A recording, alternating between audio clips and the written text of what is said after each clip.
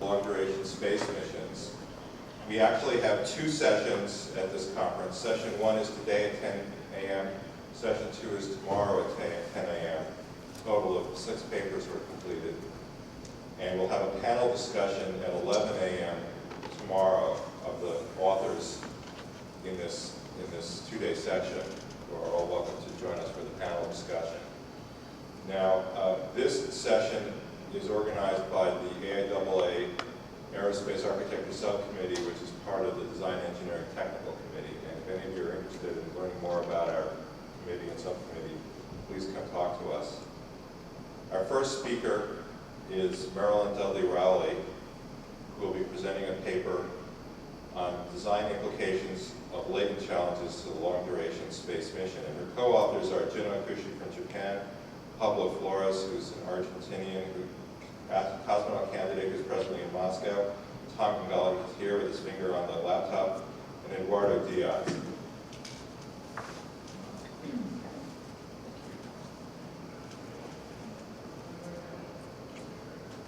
Okay, today I'm going to talk about design implications of latent challenges to long-duration space missions. Cheryl Bishop, who's one of my previous co-authors, spent a lot of time wondering about the design implications of long-duration space missions and how to expand the federal standards involved around the space shuttle and the space station.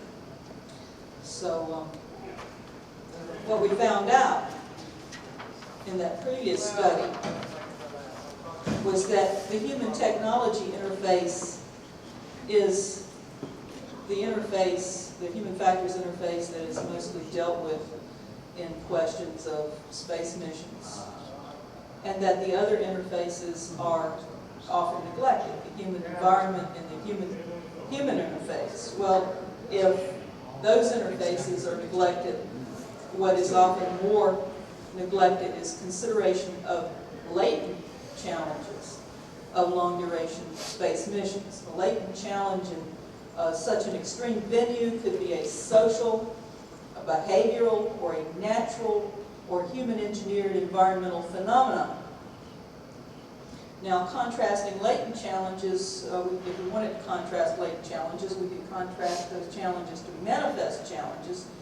Manifest challenges of long-duration spaceflight are numerous enough, with mission planners, managers, and engineers taking into account obvious things like spacecraft operations, communications difficulties, having enough onboard resources, and protection of crew from an airless microgravity environment fraught with radiation and other hazards.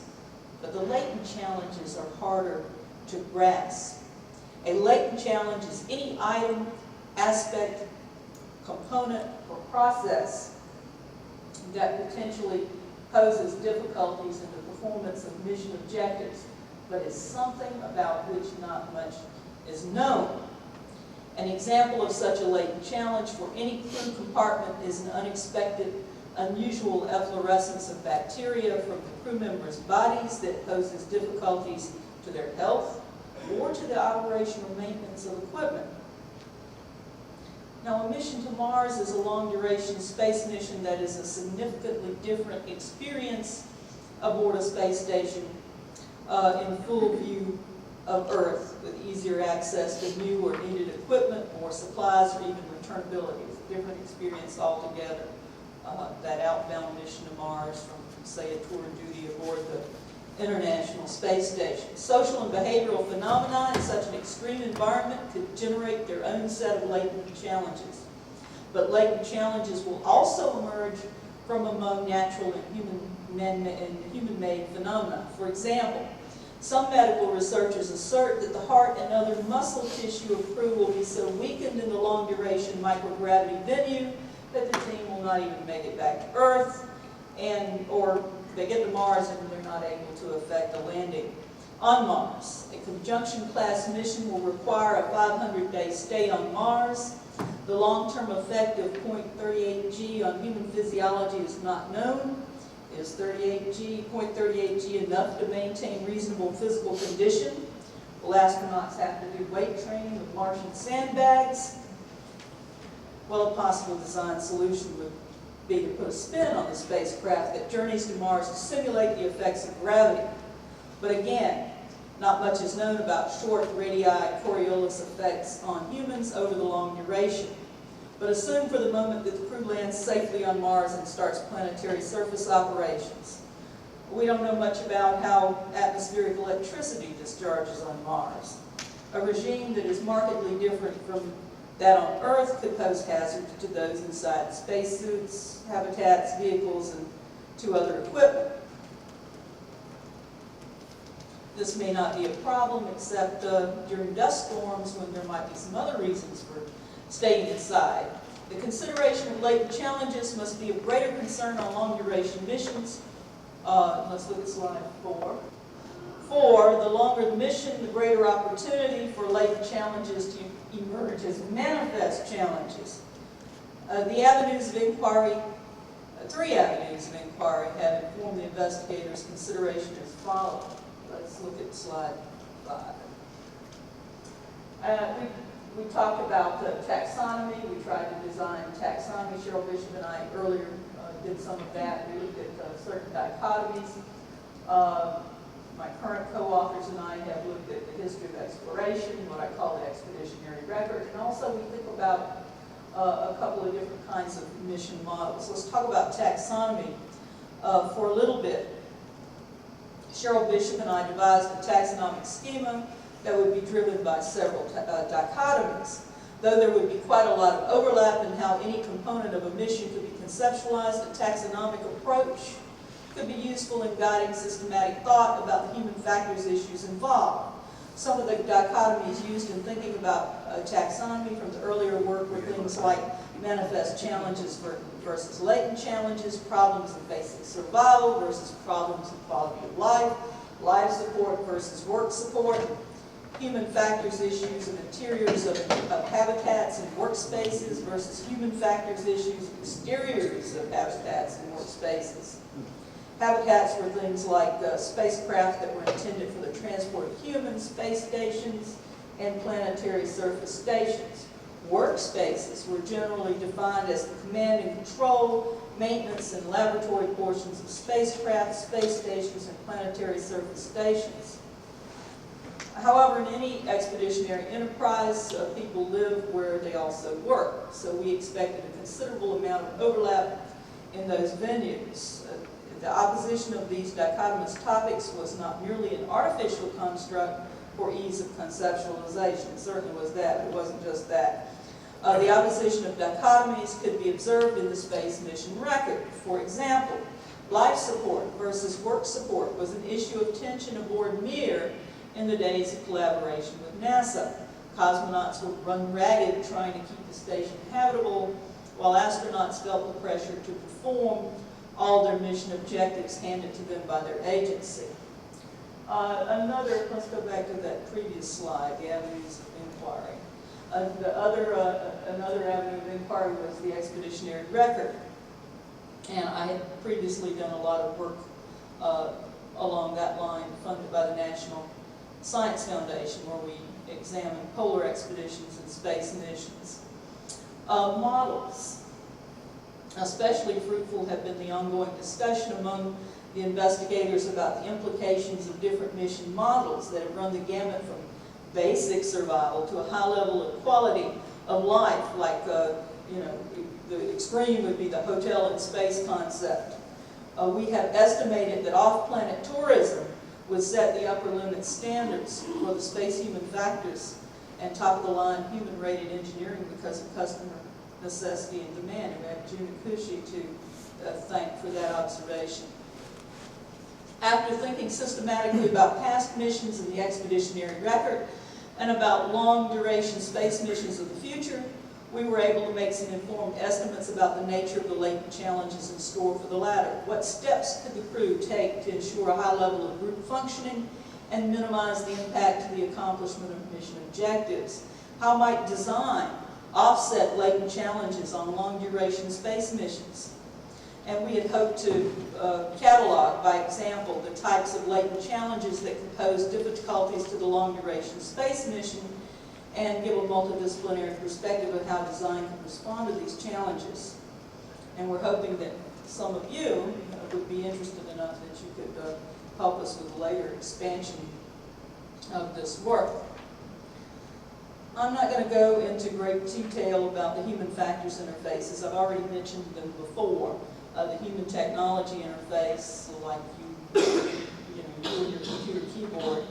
The human environment interface, so talking about interiors of interior environments and exterior environments, and also human-human interface, people operating with each other in groups, and that sometimes there's an overlap, like a computer, a laptop computer. You could characterize the laptop computer along any of those interfaces. I'm not going to beat that one to death.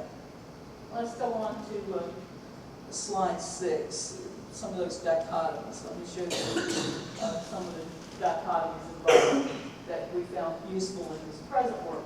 The manifest challenges versus latent challenges, the interiors versus the exteriors, basic survival versus quality of life, habitats versus workspaces. Let me just mention some of these things, make some remarks about some of these dichotomies. The manifest challenge versus the latent challenge. The expeditionary record is a tale told of one latent challenge after another. Latent challenges can come in the form of social and behavioral, including organizational issues, natural or human-engineered phenomena, or some combination of them. The combinatorial nature of many latent challenges is particularly difficult to prepare for and deal with. Any expedition in extreme environments requiring highly technological, risky systems involve coupling of components and processes, and they involve complexity. People who deal with natural and human-made disasters talk about this combinatorial nature. And one fellow has written, where complexity and coupling exist, quality control and training will not be enough. And we wonder why we have enough to worry about with manifest challenges, why worry so much about latent challenges? And one example is recent history being a harsh schoolmaster. A good-sized water or isolated chunk of foam striking the Space Shuttle Columbia on the leading edge of a wing upon takeoff at high velocity is a manifest challenge, but many NASA employees believed at the time it was a latent challenge, so latent as not to be thought to be worthy to be messed with. However, the actual latent challenge, if we dig beneath the surface, in this case would have been the organizational groupthink that had evolved from the run of shuttle flights that had suffered few incidents and that had lulled the employees into a false sense of confidence. Now let me talk about basic survival versus quality of life a little bit.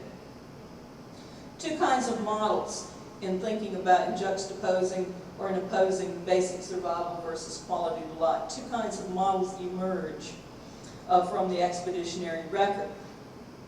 The man in a can model. We're just calling it that for ease. The man in a can model. Let's go to slide 7, please. The man in a can model is characterized by expecting to meet manifest challenges, dealing with tight time frames, meeting those challenges with limited resources. The mission is survival oriented, and there's concern about minimal comfort of the crew. I'm not going to, there's a lot of more features I could talk about, but in the interest of time, I'm not going to do that. Let's go on to the slide about the quality of life model, slide 8.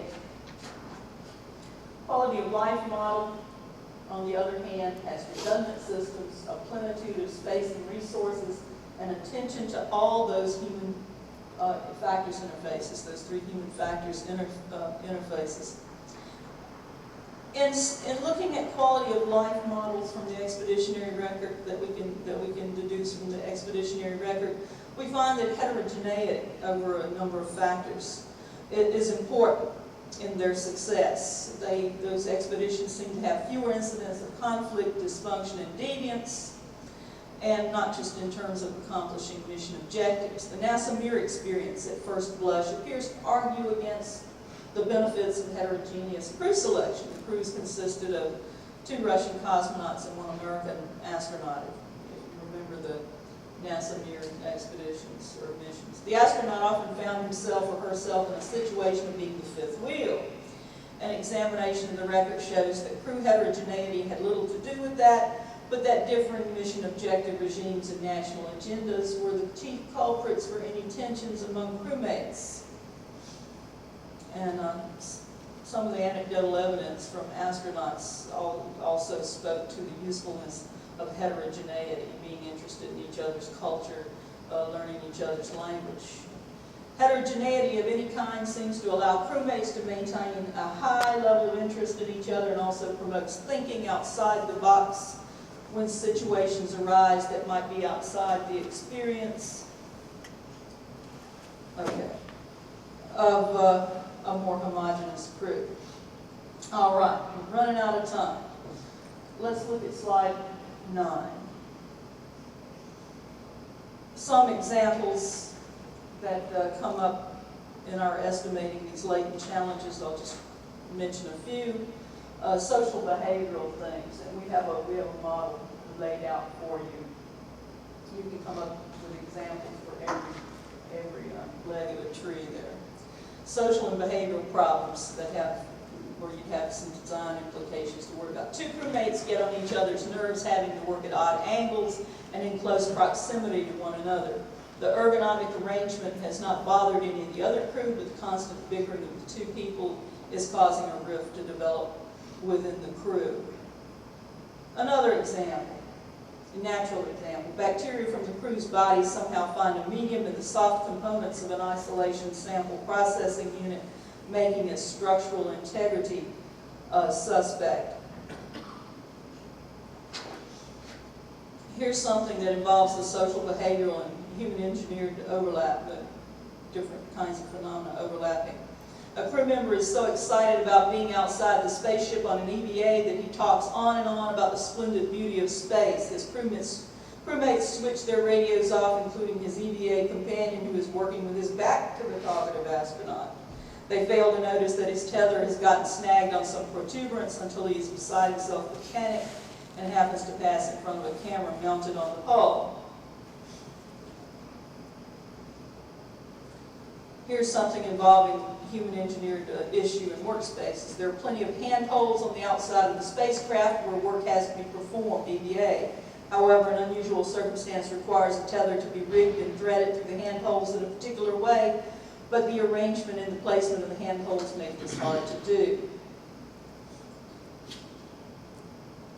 Here's an issue that involves overlap of social, behavioral, and human-engineered phenomena. Through a combination of different interests, work schedules, and a few trivial disagreements, the crew, for all intents and purposes, divide up the spacecraft in different turfs, replete with territorial behaviors and feelings. The spaciousness of the ship and the morphability of its areas and fixtures mask this development until a real blow-up occurs between the commander and the medical officer. In our paper or publication, we take these examples, infer these examples from actual space missions or expeditions. Okay, let's take a look at slides 11 through 17, because these are the design implications that emerge out of this kind of study. Need for groupthink abatement, need for redundancy and replacement parts, need to understand microgravity ergonomics, need for attention to work envelopes. There's more.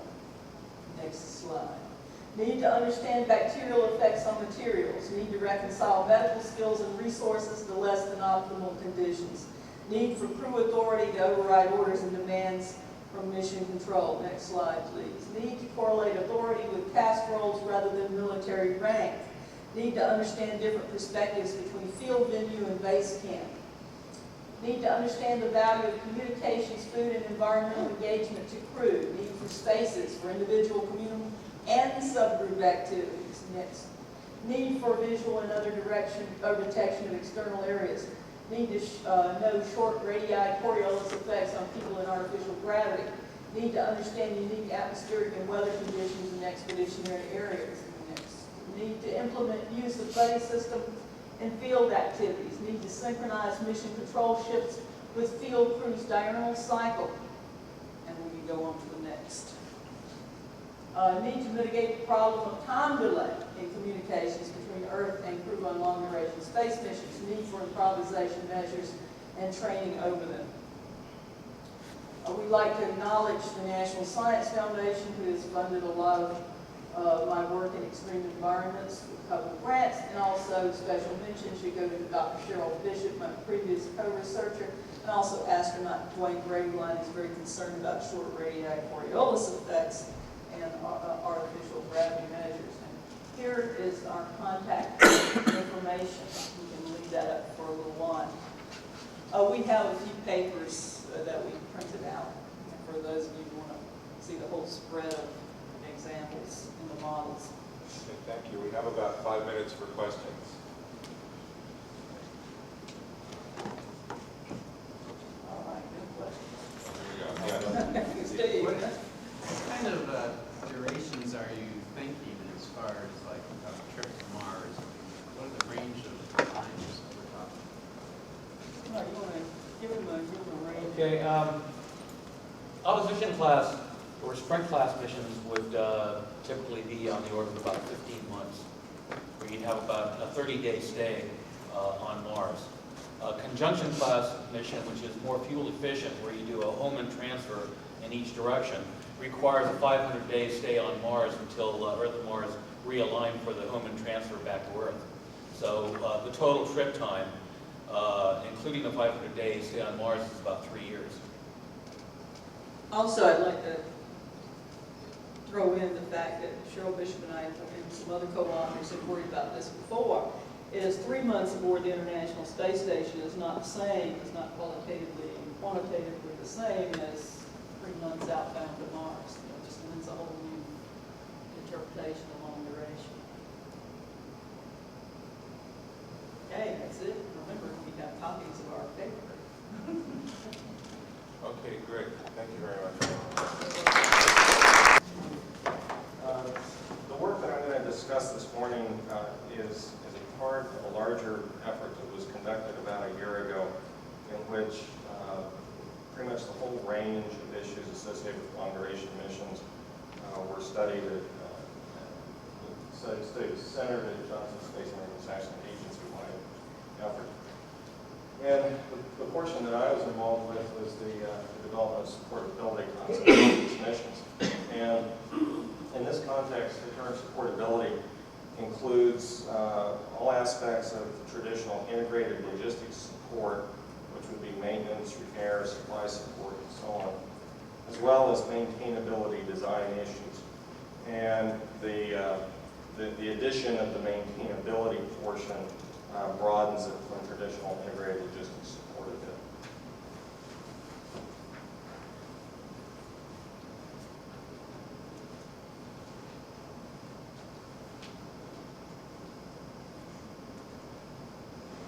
The team that I worked with consisted of individuals from both Johnson Space Center and Kennedy Space Center.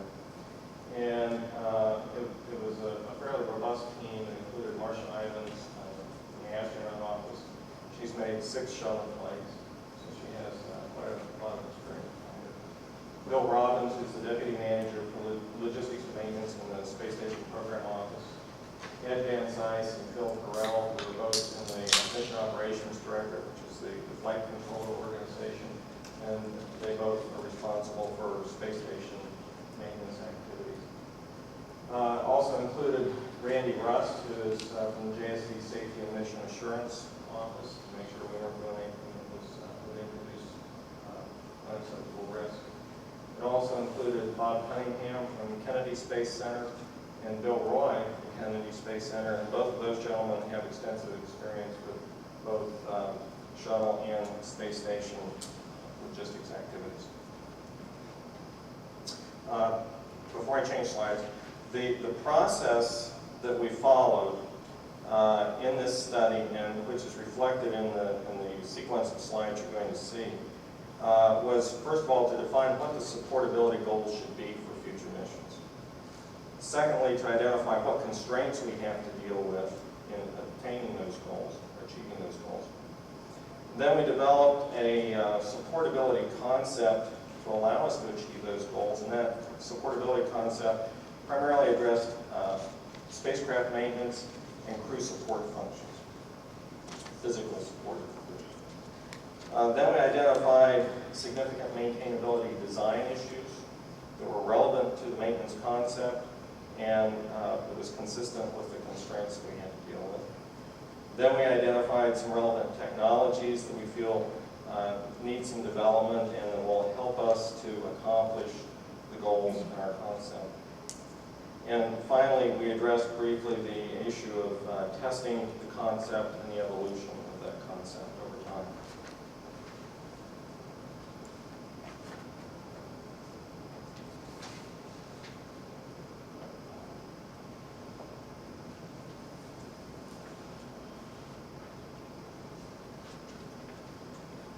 Okay, the goals that we defined were fairly simple. The first was to provide for appropriate levels of operational availability. And I'm just going to read here so I don't mess it up. The definition of operational availability is the probability that the system will operate satisfactorily at any point in time under specified operating conditions in an actual logistics support environment. That's the textbook definition. The mathematical definition of operational availability, is the time between periods of maintenance, which is the time during which the system can actually operate, divided by the operational time and the time required for maintenance.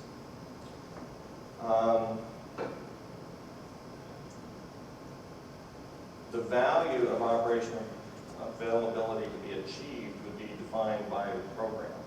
It's a program-defined value. And that would, the value that they would define would be a balance of risk, cost to achieve the desired availability, and the implications of this availability to mission success. The second goal that we identified for this sort of concept, supportability concept, is to achieve crew autonomy. As missions become of longer duration and more distant, the lag time for communication increases substantially. And for a mission to Mars, the round-trip communications time can be 20 minutes each direction, and there's typically a period of about a couple weeks every year or so when communication is impossible because of the orientation of the Earth, the Sun, and Mars. So there's significant periods when no communication is possible, and therefore we need to have the crew be able to be autonomous and to deal with all of the maintenance without significant real-time support from flight controllers on Earth. The next goal was to minimize the mass and volume of all of the stuff that's required to implement our maintenance concept and to achieve this availability. We're always going to be constrained by mass and volume issues. We also wanted to minimize the time required for overhead tasks. And overhead tasks, just a short list, would include doing laundry, performing inventory management functions, and other things such as that. Things that are kind of busy activities that need to be done but really don't pertain directly to the objectives of the mission.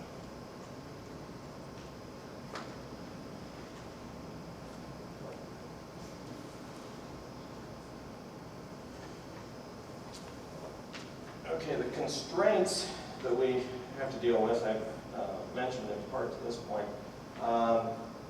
With the increasing distance that we'd be going to, whether it's the Moon, Mars, asteroids, or the vicinity of Jupiter, wherever, the potential for resupply becomes very constrained. And in fact, because of the astrodynamics of the Hohmann transfers and so forth, if we're doing conjunction class missions for Mars, essentially you can only launch and depart Earth about on a 2-year interval. And so if you sent the crew, then they're going to be well into their mission before you could even begin to send anything else that they might need. So in essence, they have to take everything with them that they're going to need, or alternatively pre-place whatever they might need. But then that requires that they actually be at the location where the items were pre-placed. So there's a little bit of risk introduced there if you take that approach. So really what we would like to see is that they take everything with them that they need. The second constraint was mass and volume, as I mentioned before. We're always going to be pushed to minimize the mass we have to send because there's tremendous cost with sending more mass on its way to Mars. We're also always going to be dealing with a limited crew size. Some of the concepts for Mars missions have considered crews on the order of 6 persons.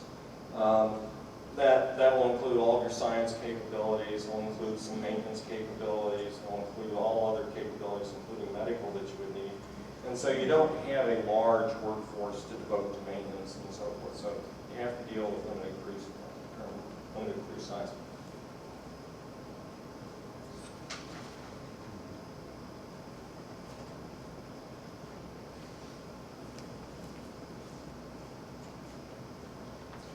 Okay, so given those the goals and the constraints that we've addressed, the supportability concept then in the area of maintenance,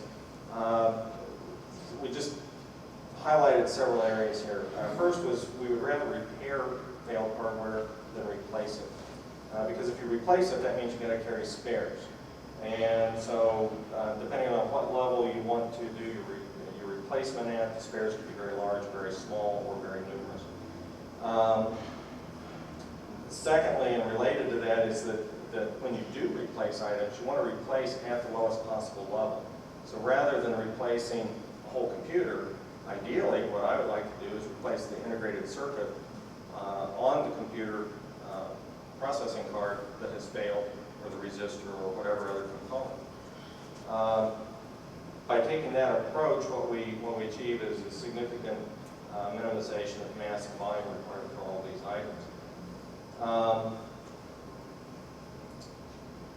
The second, or actually the third aspect of the concept is that to be able to replace and do our repairs at this extremely low level, we need extremely comprehensive onboard failure diagnosis so that we quickly and unambiguously isolate failures not only to the system and to the box in the system or the cabling between the boxes in the system, but to which card in the box has failed, and hopefully down to which component on that card has failed. Another portion of our supportability concept is the notion of on-demand manufacturing. And this is particularly applicable to structural and mechanical components that might fail. Using on-demand manufacturing techniques that are now entering the industry, we can produce the spares as they're required rather than carrying a whole bunch of spares with us. Because if we take all of the spares with us, first of all, you have to try to predict which ones you're going to need. You have to take enough to cover all eventualities. And the risk you run, actually it's a twofold risk. One is that you take a bunch of stuff with you that you never use, and so you've wasted that mass and volume opportunity. And secondly, the other risk is that you don't take enough of what you need. And in some cases, all you have to do is come up one short, and it's a real problem. So through the use of on-demand manufacturing, if you can just estimate the mass of these structural and mechanical spares, which is easier than estimating specifically which ones are required, then by taking feedstock materials and implementing the appropriate processes, then you can produce the spares as they're required. This will be much more efficient from the standpoint of mass and volume. Also, preventive maintenance is important because if you can implement a good preventive maintenance program, then you don't have to do corrective maintenance. A good example, of course, is changing the oil in your car. If you change the oil every 3,000 to 5,000 miles, you don't have to replace the engine, and that's a good thing. The next item is commonality of line replaceable units, shock replaceable units, piece parts, and components. And this is just a hierarchy of the big items and small items here. And by implementing commonality, then what that does is it facilitates this notion of replacing it at the lowest possible level, because now, in the ideal sense, you would use programmable logic devices rather than specific dedicated integrated circuits. And so you could just take one piece of hardware, which would be your programmable logic device, and then program that on the fly to perform whatever function you need at the time that you need it. And also by establishing commonality, you facilitate the option of interchangeability, so that if all of, as I was speaking with my table mate at breakfast this morning, if all of the fans in your ventilation systems are identical with the same motors and same fans, then when one fan fails, if you don't have a replacement, you could take a fan performing a less critical function and substitute that for the fan that's performing the more critical function. And so it allows this interchangeability to establish commonality. And finally, the use of reconfigurable hardware that it performs one function during one phase of the mission, and during a later phase of the mission it performs perhaps an entirely different function. And perhaps that could be a seat that the crew uses during launch might later be used as a table or something like that. So through that kind of an approach and that strategy, you can minimize the overall mass of all of the equipment that you require.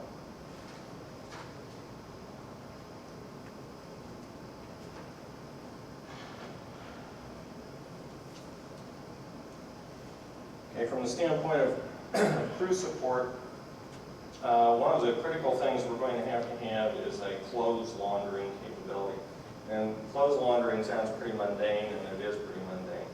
But there is just no way we could send enough clean clothes for a crew for a 3-year mission. Even at the usage rates we're seeing on station, where we've extended the usage rates of clothing from a clean, complete change out of clean clothes every day on the shuttle to wearing underwear for 2 days and wearing shirts for 3 or 4 days and so forth on station. Even at those rates, we still couldn't afford to send all the clothes we need for a 3-year Mars mission. So laundering will be an essential capability. Inventory management, another pretty mundane topic, but it's critical. If you don't know where things are, then you can't get them when you need them. And that has been a problem in the past on both mirroring and on station. On station, we're using a barcoding scheme and optical scanners for the barcodes. That works. It's a burden on the crew because they have to scan things, they have to make data entries and so forth. They're accepting it and they're working with it, but if we could implement a system with radio frequency ID tags, which are in industry and so forth, then that would potentially entirely automate the system and make it transparent to the crew so that there'd be no overhead associated with that for the crew. We considered doing that on a space station, but it was considered rather late in the design process. And because of issues with interference from structure and so forth, and also potential interference with other onboard communication systems, we weren't able to implement that. And finally, if we can recycle, then that again will make much more efficient use of mass that we take with us. However, recycling is not a simple issue. It can be very energy intensive, very process intensive, and it's a big challenge. Okay, from the standpoint now of maintainability design, some of these things are pretty obvious. If you want to be able to maintain the systems as I've described, you have to design the systems to enable that, which means you have to provide access. Your avionics, instead of being in a whole lot of discrete boxes, could be in avionics bays like the HAL computer on 2001. This concept is being introduced into some tactical aircraft today, so that avionics it's a fold-down bay, and the bad card is pulled and the new card is put in. to go. Another very important issue is considering the operational environment. Here, the issue is that if you design the spacecraft on the ground, and we've encountered this with station, you design a perfect cylinder, or it actually probably slumps a little bit due to gravity when you're installing your secondary structure and when you're installing racks and so forth. But then once it goes to orbit, now it's relieved of the gravitational forces, and it becomes a perfect cylinder, and it kind of puffs out a little bit. And when these geometrical changes occur, it complicates the issue of removing and replacing items in those racks and the racks themselves and so forth, because now the shape of everything's a little bit different, so you get interference where you didn't plan on it and so forth. The same kind of issue can arise from temperature gradients, and the simple fact that you're working in zero-G complicates things, both because you have to react to forces and because now you can access things from different attitudes than what you could normally on the ground. So designers need to be thinking in these terms when they design the hardware. We've already talked about commonality and standardization. Another issue is trying to avoid EDA. You don't want to have to go out and fix things if you can possibly avoid it. It's time consuming, it's resource intensive, and it involves risk. So the more of the hardware systems that we can put inside the vehicle, the better, and allow us to avoid EDA. I've already talked about rack-mounted avionics. Another issue is that of English and metric units, or imperial and SI units. This would seem to be a no-brainer. You make the whole vehicle one way or another. Station is not that way. Station is both. And the reason for that is that all the U.S. segment hardware is imperial, and the European and Japanese hardware, and much of the Russian hardware is metric. So as a result, we have two tool sets on board, and the total mass of the tools we have is something on the order of 400 pounds. Now, if you had only one system, half that mass would go away. Or if you wanted to keep the same amount of mass, or if you're willing to keep the same amount of mass, you could just add more redundancy to your tool set. So if you lost a tool, it wouldn't be as big of a problem. But the smart thing to do is just go with one system, however you use that mass. We've addressed robust diagnostics. Another issue is keep alive capability with minimal power.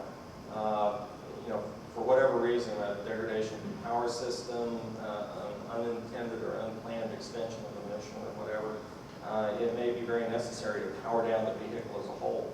And what you want to do is be able to do like Apollo 13, where they powered everything down and were able to extend using contingency capabilities. Now, if you watch the movie Apollo 13, there is a lot of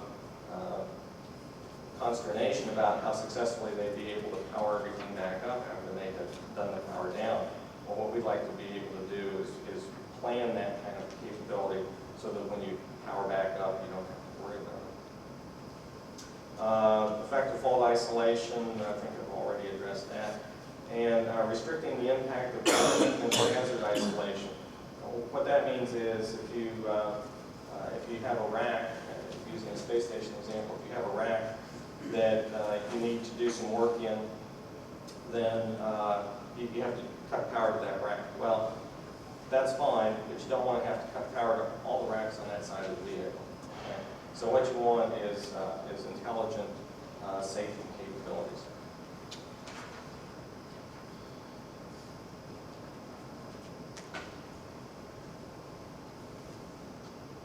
Okay, from the standpoint of technologies, I've mentioned doing component level repair of avionics. The precedent for doing this is the United States Navy. They currently do this kind of repair on board ships for avionics on F-18 aircraft all the time. So it's not a radical process. As I mentioned, component standardization would greatly benefit this approach.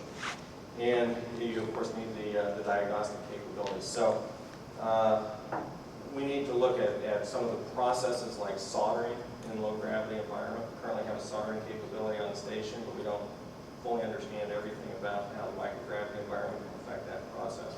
And diagnostic capabilities, you don't want to have to take rooms or modules full of diagnostic equipment with you. Ideally, what you'd have is a laptop computer with some insert cards that could provide you with all the diagnostic capability you need. The on-demand manufacturing, I've discussed that a little bit already. The technology area is generally called solid freeform fabrication that produces a near-net shaped part for you. You then bring that down to final dimensions and tolerance requirements and surface finishes with subtractive processes like machining. We also need to look at machining in this environment. As with any manufacturing process, you need evaluation techniques to support it. You have to be able to measure whatever it is you're making so you know when you've achieved your dimensions. So that's where metrology comes in. And finally, part design data. If you're going to go build these parts, you've got to have the knowledge about the design of the parts. And for example, on the station, currently the government did not purchase all of the piece part designs, 3D models and piece part designs for station. Well, if we're going to take this approach on a future mission, we're going to have to buy that data. We're going to have to acquire that data somehow so that we can make these parts. And so that becomes a programmatic issue.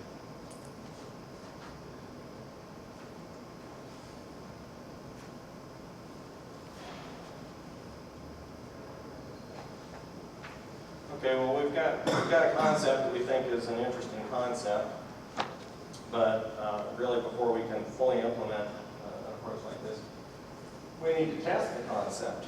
And one way we can do this is on the space station. We can increase the PRL, stands for technology readiness level, and that just is kind of a metric as to how near a technology is to being implemented. We can explore some of these things like soldering, possibly some of the solid freeform fabrication and other technologies on space station, either experimentally or perhaps they could evolve into operational capabilities there. Integrity is a project at Johnson Space Center that's it's essentially a bunch of mock-ups that are going to be used that can we'll do long duration simulations in those mock-ups. And so that's a good place for us to explore some of these concepts, try to implement the concepts there. If they don't work there, well, it's a safe place to fail. And we can find out where the weaknesses are in the concept and enhance them. And it also gives us the opportunity to evaluate these technologies as well. From the standpoint of effectiveness metrics, when we do this testing, some of the issues that we might look at are what percentage of the repair actions required are resolved independently by the crew in the simulation or on the station without support from the ground. Another one would be how much time is the crew devoting to maintenance.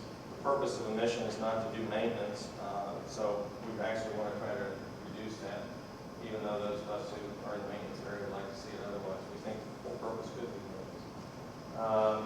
Also looking at crew time for overhead functions that I described, how much can we reduce that? The mass and volume of the equipment and the support items required for maintenance, the number of unique spares that we have to have that we can't make, that we can't repair, that we just have to have it as a discrete, unique spare. How do we affect the number of those? And then, of course, the mass and volume of the spares that we have to have as well. That's my last slide. Any questions? Yes, sir. I'm in Captain working on the integrity project, and I wanted to ask you, when you're looking at your level of autonomy, did you have a certain level that you were setting? That's one of the things that we're trying to address in integrity is integrating systems, but we also know one of the big factors is that when you're integrating systems, there has to be a system architecture of controls. We wanted to know how to address that issue or level of controls under the umbrella of autonomy. No. Our system autonomy was crew autonomy, that the crew works independently of the ground. Now, I think that implies a lot of system autonomy, that the system manages itself for the most part. And And when there is a failure, which is our primary concern, that the system be able to isolate and diagnose that failure, whether it's prompted by a crew member to do so or whether it just does it automatically. But the system needs to be able to do that, because what we really don't want is to have the crew members out there with no scope and probes trying to figure out where the circuit failed. Did I address your? Do you see any difference in the basic character of how you define autonomy? When you have a 22-minute time delay round trip, well, one way between here and Mars when it's near conjunction, and then a several-week communication outage when Mars is directly behind the sun, does that affect how you design system autonomy? Well, I think you have to design for the worst case, which would be total lack of communication. When you have the luxury of having communication, even if it's delayed, I think, if nothing else, psychologically, you feel like, well, we can always ask the question. So from that standpoint, from a I'm not a psychologist, but if I were in that situation, I would feel a little more at ease knowing I can ask a question, if I really have to. On the other hand, I wouldn't want to routinely have to be asking questions. I would prefer to be able to do things by myself and only ask the question in a rare exception. Do you know if the problem of communicating around the sun during conjunction has been looked at? I've heard people mention it, whether it's been seriously considered or not, as part of an integral part of a defined architecture, I really don't know. I mean, certainly, technologically, you can find ways to do that, but satellites or repeaters or something there that transmit the signal. I think it'd be a good thing to do, but at the same time, again, the program will look at the cost versus the fact that you're just out of comm for 2 weeks and do things that can get away with. Say more about your long-duration simulation. Is that mechanical? Is that human? You put people on campus for a year? It's going to be really fun. I'll let him address that since it's his project. Basically, that is the ultimate goal. And as Kevin was saying, it's going to be a safe place to fail. What we want to do right now, our short-term goals, are to build up the system architecture step by step. And ultimately, that is to fly the mission on the ground. That process is probably going to be somewhere down the line, as we said. Well, that might be. That's one of the things that I was listening intently with the space architect. But we're trying to make sure that as we're progressing with that program, that we're doing the right things to enable the program to make those steps. So if that means that, for example, when we get back to Johnson Space and we pair up and compare our notes and say, okay, here's something that you looked at that maybe we can look at on the other end. They're talking about from the crew, we're looking at more from a systems standpoint. As we go along, we might be able to say, okay, what's the next step? The next step might be to put humans in the loop. And even as we speak right now, we're developing our project sub-teams that keep in mind humans as a system. And I think it's important that we don't leave that out. We make sure that we keep the command and control, or IT system, a viable part, and we also want to make sure we keep the humans in the loop, not develop our technologies in a vacuum, so that when they do come together, there is no common architecture that will allow us to do the support and maintainability. So, I guess to answer your question, yes, that is on the horizon. Where that falls in on the timeline, we're trying to see where we're going as one answer. It will involve actual hardware and modules and habitable volume and people inside them for